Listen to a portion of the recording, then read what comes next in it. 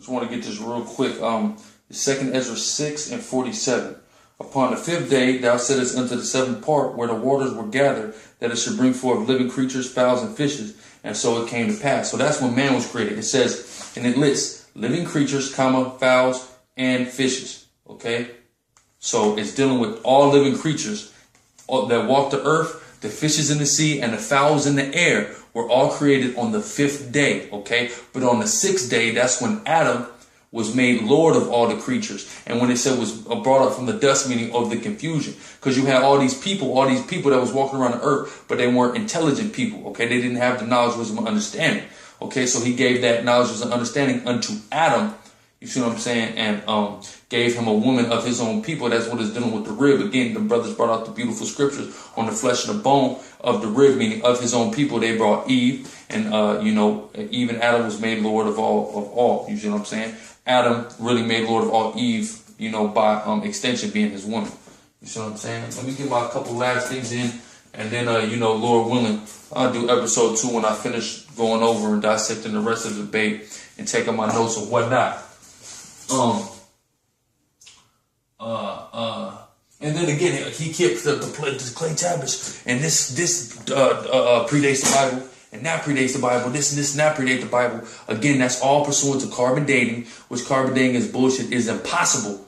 It is impossible to know how much carbon is in the earth to even measure something's carbon and be able to tell how old it is. And then but again, I brought this up on a video on the highways, and I'm gonna bring it up right now. He mentioned the tree ring form of dating and try to liken it under carbon dating when they're actually unrelated. Dendrochronology is totally unrelated from carbon dating and totally contradicts carbon dating. For example, the oldest tree in the world is found in Norway, and it's 5,013 years old when you date it dendrochronologically, which is by the tree rings. But when you carbon date it, it's over 9,000 years old, showing you that carbon dating is bullshit because it conflicts with dendrochronology. So for him to sit there and make that statement that dendrochronology is a form of carbon dating, that's totally bullshit because they totally conflict one another. So according to dendrochronology, the oldest thing on this earth is 5,000 years old. And all we're saying is that the earth is 12,000. We are always saying is the earth is about 12,000 years old. And we're saying that really civilization started to rise about 5,000 years ago because the creation took 7,000 years. But really going back to the flood, the creation of man that happened in the 5th day, so about 7,000 years ago. But man really started rising things after the flood. You see what I'm saying? Which was, we'll say, say about 5,000 years ago, roughly. But anyway. And I got more stuff coming for you niggas, man. Through the spirit of Yahweh Shem Yahushua, we're going to do the video, Lord willing, Africa and Israel in perspective. And we're going to do a few more videos to really just continue trumping, keep catching these niggas with their foot in their mouths because they don't know a goddamn thing, man. And everything they do know they got from the devil, okay? And then this nigga want to say Hebrews just popped up in the desert. That's some total bullshit, okay? He's trying to say the Bible just says that the Hebrews just popped up in the desert. That ain't true at all, and I'm going to prove it again in the Bible. Let's see what the Bible got to say about where the Hebrews came from. First place we're going to go to is 1 Chronicles, the 1st chapter. This 1 Chronicles 1:17. The sons of Shem, okay, which the Hebrews come from. That's where that term anti-Semitic comes from, okay? All right, let's get to it, though. The sons of Shem, Elam and Ashur and Arphaxad and Lud and Aram and Uz and Hul and Gither and Meshech. And Arphaxad begat Shelah, and Shelah begat Eber, and unto Eber were born 2 sons. The name of the one was Peleg, because in his days the earth was divided, and his brother's name was Joktan.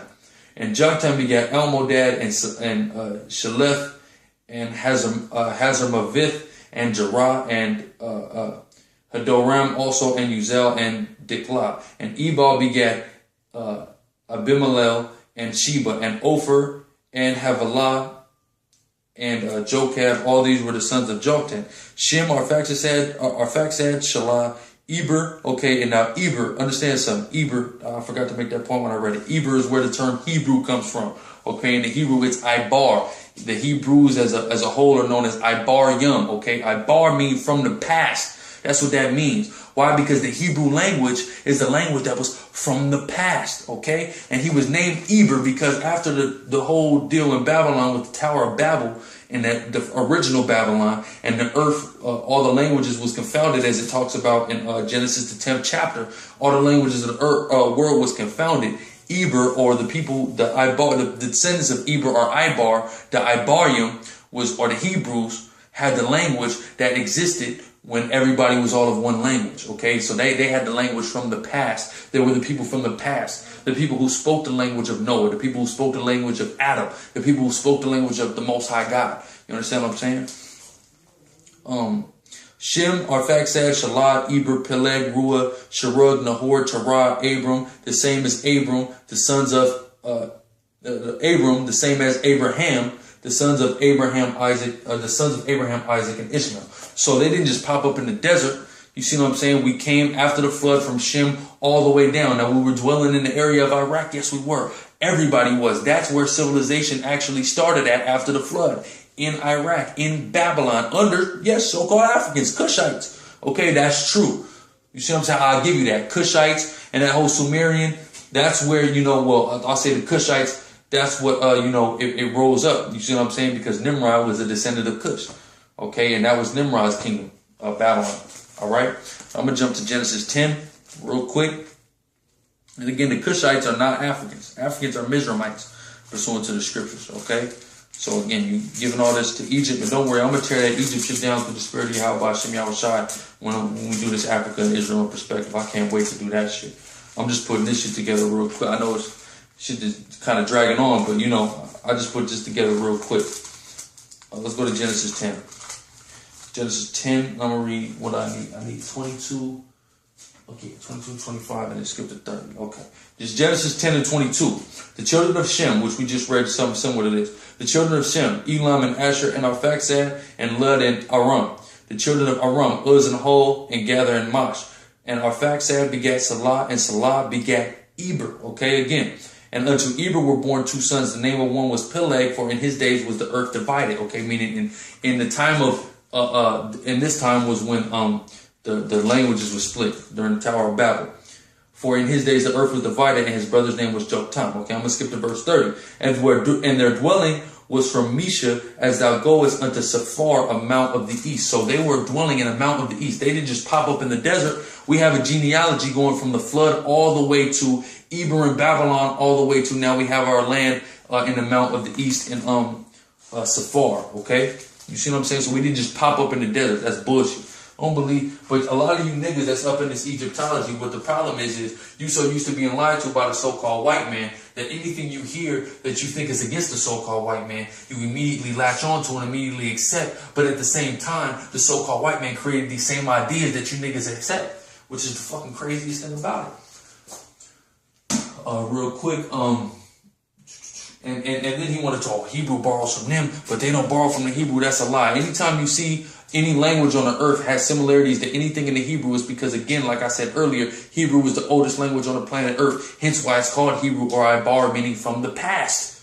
They try to say it means crossover. No, it means from the past. So when you see certain Hebrew consistencies or tendencies, in certain languages, it's not because Hebrew borrowed from them. It's because they borrowed from Hebrew. You mean to tell me Hebrew took a little bit from languages that was far as hell away from them? No, that's not what happened. It's actually the opposite. Every civilization started in that Middle East region and spread out where they were speaking Hebrew at. So as time went on and they evolved as a people and they started to form their own languages, they kept some of the original languages. You see what I'm saying? They kept elements of the original language, which is the Hebrew. And every language on the earth is derived from the Hebrew. That's period, point blank. And y'all claim to know y'all speaking the real Egyptian and the real Sumerian. When you have letters like O and U and V that's up in your language, you know it's bullshit because those are fucking brand new letters, man. You see what I'm saying? In the Paleo Hebrew, you got this symbol, which appears to be an O, but it's not at all an O. It's an I. Why? Because what does an I look like? It's circular, like an O. You see what I'm saying? Minus the dot in the middle. You niggas is crazy, you niggas don't study, and you niggas is full of bullshit and fucking madness, philosophy, and vain deceit, man. And the scriptures tell us that our people, the Israelites, the so-called Negro, Latino, Native American man, is the one that's going to be most full of himself when it comes to vain babblings like that. Why? Because you taking a look at the white man, you want to be the white man so goddamn bad, you took a page out of his motherfucking book. And us as God's chosen people can perfect anything. So when we take a look at the white man, his wickedness and his bullshit, we can perfect that. And that's why you niggas do it. Okay? But I'm gonna move to the next point. I've already covered that. I mean, yeah, that's pretty much it for now. You know, Lord willing, another installment will come as I watch the rest of the video. We'll talk to the brothers and see what else we're gonna go into.